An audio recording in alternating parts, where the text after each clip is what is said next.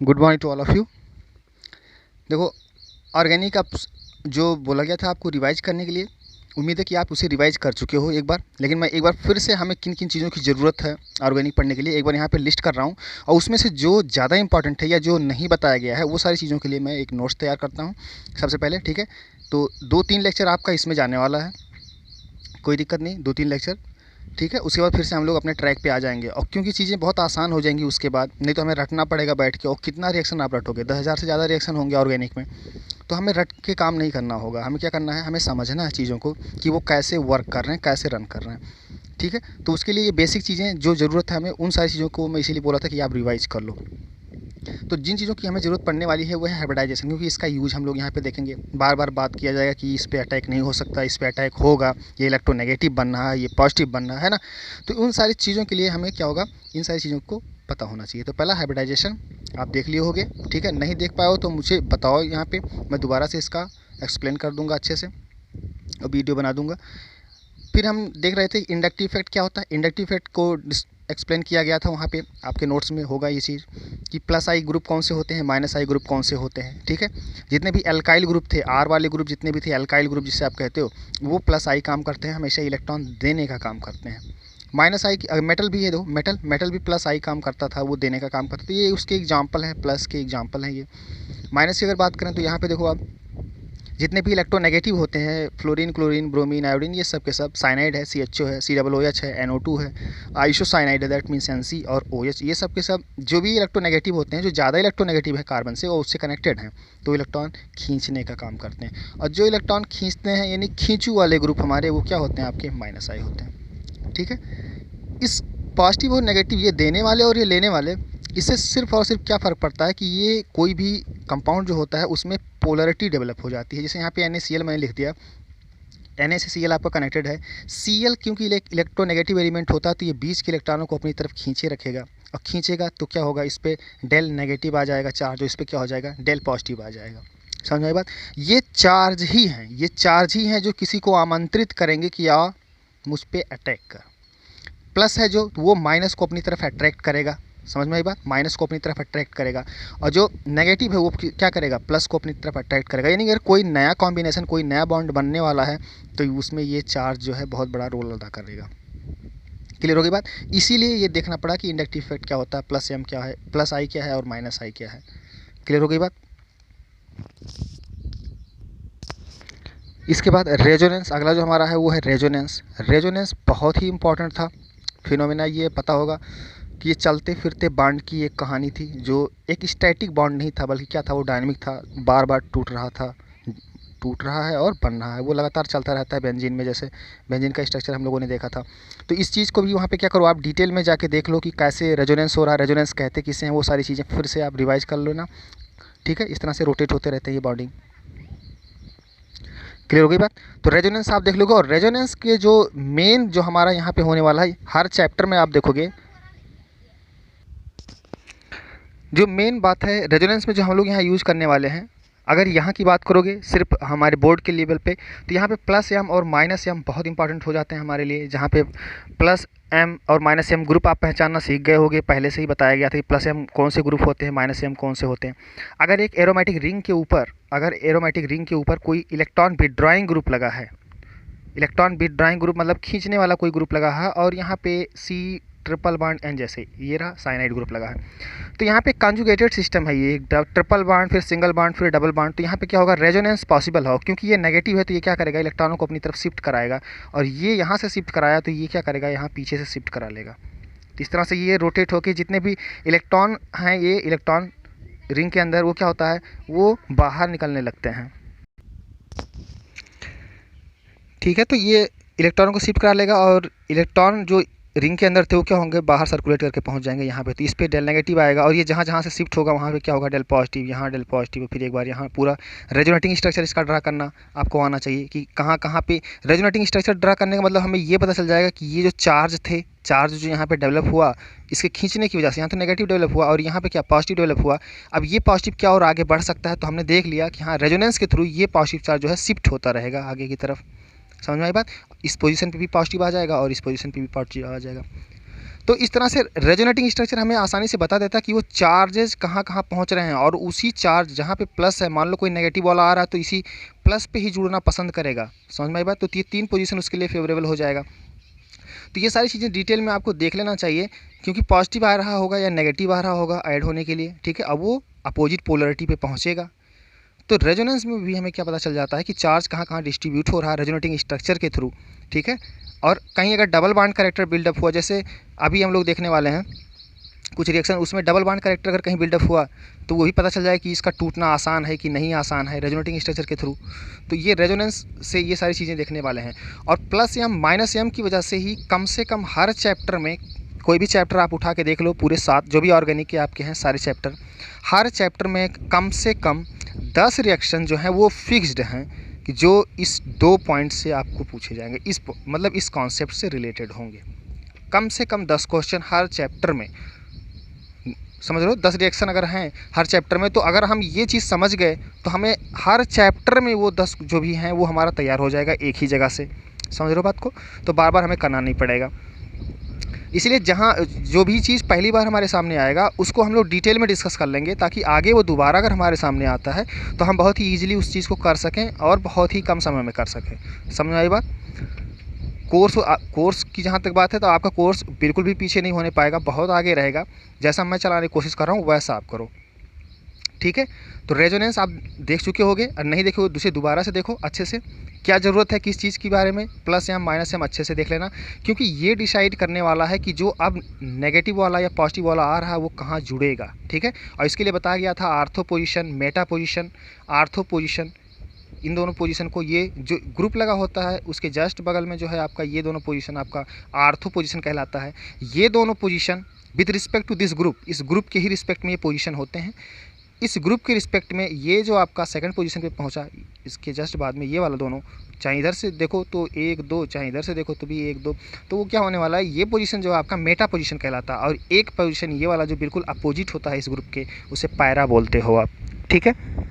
तो ये दोनों पोजीशन आर्थो, ये दोनों मेटा, और ये लास्ट वाला क्या आपका पैरा। तो जो भी कोई चीज़ आ रहा हो कनेक्ट होने, तो वो इन पोजीशंस में से किस पोजीशन पे जुड़ने वाला है हमें ये आसानी से पता चल जाएगा इस चीज़ को समझने के बाद। समझ में आई बात? तो वो 10 रिएक्शन यहाँ से हमें तैयार हो जाएंगे। अब रही बात इंडक्टिव इफेक्ट, हमने देख लिया, रेजोनेंस देख लिया, जो दोनों बहुत ही ज़्यादा इंपॉर्टेंट है। लेकिन इन सब के अलावा भी हम लोग देखने वाले हैं हाइपर कॉन्जुगेशन, हाइपर कॉन्जुगेशन जिसे आप नो बॉन्ड रिएक्शन भी बोलते हो, इसे नो बॉन्ड रेजोनेंस बोला जाता है हाइपर कॉन्जुगेशन को, ठीक है। हाइपर कॉन्जुगेशन आप लोग देख लिए होंगे। इन सब के अलावा ये सब देख चुके होंगे, बहुत ही आसान सी चीज़ें थी, ठीक है। कुछ और चीज़ें भी था, जैसे इलेक्ट्रोमेरिक इफेक्ट क्या होता है, अगर आप 11th की बुक उठा के देखोगे तो वो सारी चीज़ें उसमें मिल जाएंगी आपको, क्लियर बात। उसके बाद हम लोग देखे थे कि एक न्यूक्लियोफाइल क्या होता है, न्यूक्लियोफाइल क्या होता है, एक इलेक्ट्रोफाइल क्या होता है। न्यूक्लियोफाइल जिस पे नेगेटिव चार्ज था उसे NU- से डिनोट किया जाता था। ये 2 कैटेगरी में थे, एक था स्ट्रॉन्ग न्यूक्लियोफाइल और दूसरा आपका क्या था, वीक न्यूक्लियोफाइल। वीक वो था जो लोन पेयर वाले थे, वो वीक न्यूक्लियोफाइल थे। जैसे कि ये भी पीछे वाले एग्जांपल में जो हम लोग प्रिपरेशन मेथड देख रहे हैं, उस प्रिपरेशन मेथड में एल्कोहल से अटैक कराया गया है। आप देखो तो CHOH, इस तरह से एल्कोहल जो लोन पेयर था ऑक्सीजन के पास, इस लोन पेयर से वो अटैक करने गया है। समझ लो बात को,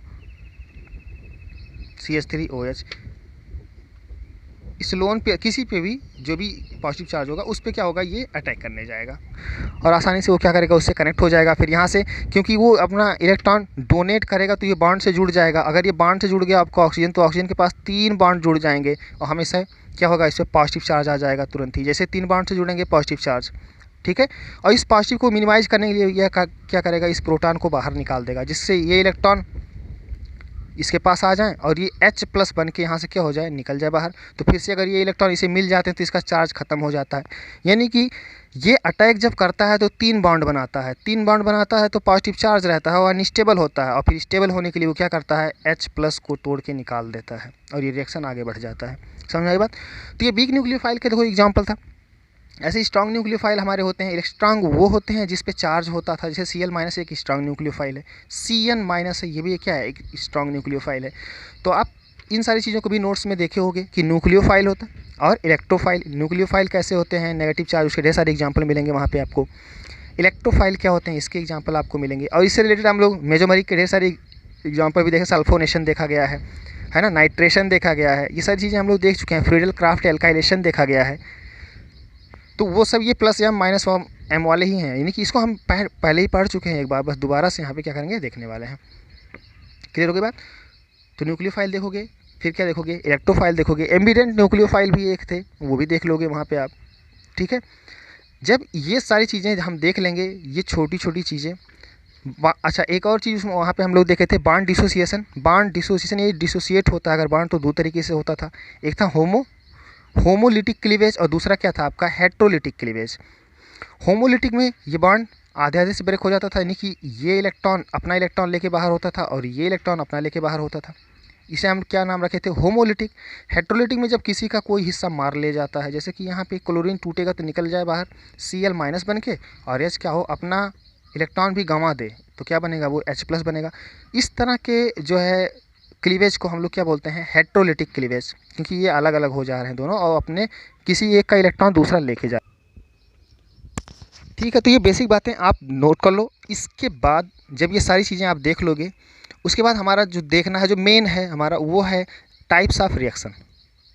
टाइप्स ऑफ रिएक्शन, और इसमें भी काफ़ी कुछ हमने सीखा है, काफ़ी कुछ सीखा है, बशर्ते वो आप छोटे लेवल पे सीखे थे और उनको बहुत ज़्यादा ध्यान नहीं दिए थे उस समय, क्यों, और अब उनकी ज़रूरत आन पड़ी है यहाँ पे। ठीक है, तो टाइप्स ऑफ रिएक्शन में देखो, पहला जो हम लोगों ने देखा था nucleophilic substitution reaction. Nucleophilic substitution reaction, ठीक है, ये दो तरीके का होता है।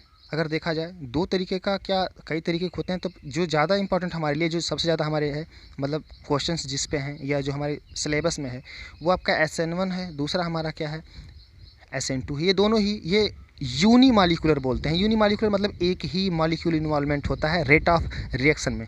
रेट डिटरमाइनिंग जो स्टेप होगा उसमें सिर्फ और सिर्फ कोई एक रिएक्टेंट इन्वॉल्व होगा। समझ में आई बात। तो उसे SN1 बोलते हैं। SN2 उसे बोलते हैं बाई मॉलिक्यूलर सब्स्टिट्यूशन रिएक्शन बोलते हैं इसे, यानी कि दो चीज़ों के कंसंट्रेशन पे जो है रेट ऑफ रिएक्शन डिपेंड करेगा इस केस में, तो उसे हम क्या बोलते हैं, बाई। तो जो सब्स्टिट्यूशन रिएक्शन है वो हमारा दो तरीके का है। ठीक है, SN1 और कौन सा, SN2। ठीक है, तो इसे हम लोग डिटेल में देखेंगे। अगला जो हमारा न्यूक्लियोफिलिक, इसमें और अगर देखा जाए तो SN1IB नाम के एक होता है, इसमें हमारे कोर्स में नहीं है लेकिन फिर भी आप कर सकते हो इसमें। तो न्यूक्लियोफिलिक सब्स्टिट्यूशन रिएक्शन हम लोग देखने वाले हैं डिटेल में। और ये समझ लो कि हर चैप्टर में इससे भी कम से कम 10 रिएक्शन इन्वॉल्व होंगे। ठीक है, 10 रिएक्शन इन्वॉल्व होंगे जो इस कॉन्सेप्ट पे बेस्ड होंगे। पहले चैप्टर में तो इन दोनों पे बेस्ड 50% है, करीब करीब 50% आपके जो हैं बेस्ड वो इन दोनों पे है, बाकी 30% आपके E1 E2 पे है जो इलिमिनेशन रिएक्शन है। तो 80% रिएक्शन तो हमारे ऐसे ही कंप्लीट हो जाते हैं। ठीक है, तो ये रहा पहले टाइप का न्यूक्लियोफिलिक सब्स्टिट्यूशन रिएक्शन, जो दो तरीके का होता है, SN1 और SN2। दूसरा हमारा जो देखने वाले हैं वो है आपका इलिमिनेशन रिएक्शन। क्या बोलते हैं, इलिमिनेशन रिएक्शन। इसे भी आप देख चुके हो बीटा एलिमिनेशन के नाम से एक रिएक्शन। ठीक है, तो बीटा एलिमिनेशन ये भी कई तरीके का होता है, इसमें भी होता है E1। अब ये है यूनिमॉलिक्यूलर एलिमिनेशन रिएक्शन E1। ऐसे क्या होता है आपका E2। E2 को ये हम लोग क्या बोलते थे, बीटा एलिमिनेशन बोला गया था इसी को, जिसमें सैडजेफ और हाफमैन प्रोडक्ट बनते हैं E2 टाइप में। ठीक है, ऐसे E1CB ये भी होता है, एक एलिमिनेशन रिएक्शन ही है ये भी। ठीक है, तो ये भी हमें नहीं देखना है यहाँ पे, लेकिन फिर भी आगे आप आगे जाओगे जब और हायर क्लासेस में तो ये सब मिलेगा पढ़ने को वहाँ पे। हमें यहाँ क्या देखना है, E1 और E2, और उसमें भी कौन सा मेन हमारा कौन सा है, E2 है। यहाँ हमारा कौन सा मेन है, ये दोनों ही मेन है, दोनों से बहुत इंपॉर्टेंट है ये दोनों ही। तो एलिमिनेशन रिएक्शन, ठीक है, तो सब्स्टिट्यूशन रिएक्शन हो गया, एलिमिनेशन रिएक्शन हो गया। उसके बाद अगला जो है हमारा एक और सब्स्टिट्यूशन रिएक्शन हम लोग देखेंगे, और वो है electrophilic substitution reaction. Electrophilic substitution reaction,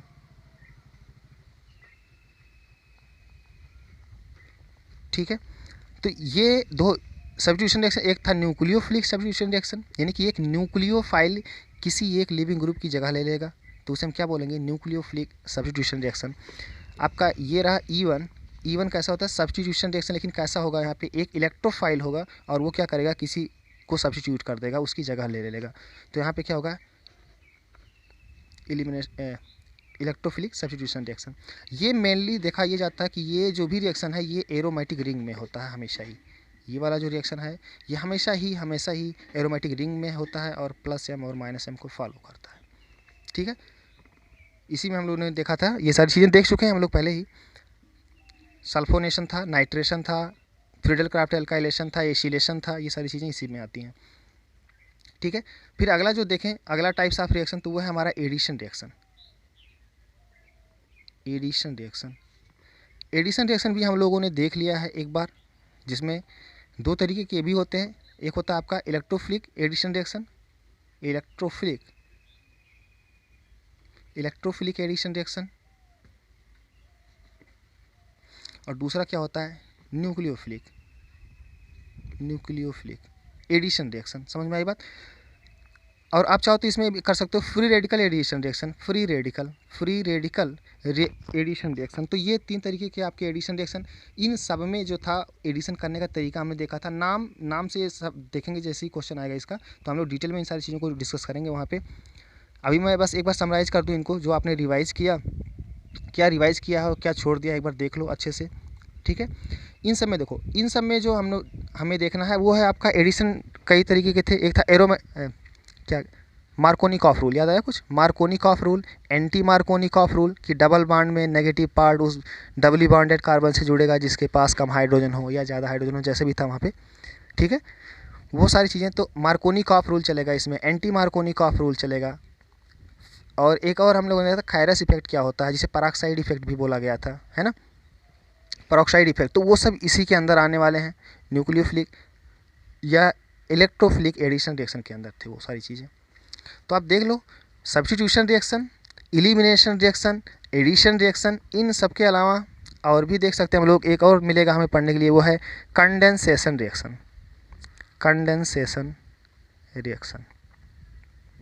तो अब बात कर लेते हैं। देखो, पूरी ऑर्गेनिक आपकी जो है वो इन्हीं में से कोई भी देखोगे, किसी भी चैप्टर का कोई भी आप अगर इक्वेशन देखते हो, केमिकल इक्वेशन, तो वो इन्हीं में से किसी न किसी से बिलोंग कर रहा होगा।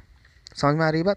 तो अगर इन्हीं में से सब वो बिलोंग करने वाला है तो क्यों ना हम इन सारी चीज़ों को पहले डिटेल में देख लें, अच्छे से देख लेते हैं इन सबको कि ये हैं क्या। ठीक है, और उसके बाद हमारा सारे रिएक्शन जो होगा बहुत आसान हो जाएंगे, क्योंकि वो जब इन्हीं में से कोई होगा तो हम उसे आसानी से समझ ही लेंगे। क्लियर हो रही बात?